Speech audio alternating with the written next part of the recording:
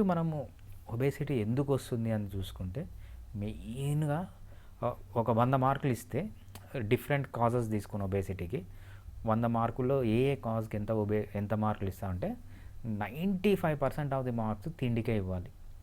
మిగిలిన ఎక్సర్సైజ్ చేయకపోవడము, నిద్ర సరిగ్గా లేకపోవడము, లైఫ్లో స్ట్రెస్ ఉండడము, ఇదంతా ఆల్కహాల్ 5%. స్మోకింగ్ ఇదంతా 5%.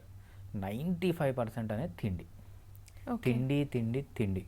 పొద్దున తింటున్నారు, మధ్యాహ్నం తింటున్నారు, సాయంత్రం తింటున్నారు, రాత్రి మిడ్ నైట్ బిర్యానీలు, ఎర్లీ అదొక మార్నింగ్. హ్యాబిట్‌లా అయిపోయింది.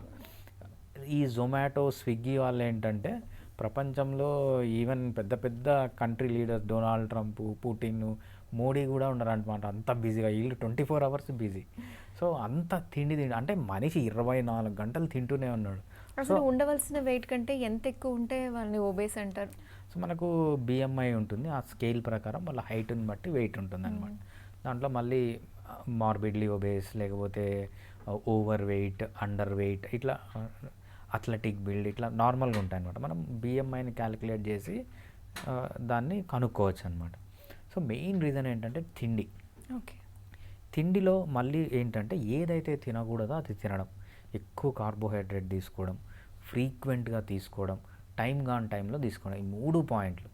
సో ఈ 3 పాయింట్లు కొద్దిగా కంట్రోల్ చేసుకొని మన దగ్గర బ్యూటిఫుల్ మెడిసిన్స్ ఉన్నాయి హోమియోపతిలో. ఆ హోమియోపతి మెడిసిన్స్ కన్నా వాడితే ఎటువంటి వాళ్ళైనా వెయిట్ లాస్ అనేది జరుగుతుందన్నమాట.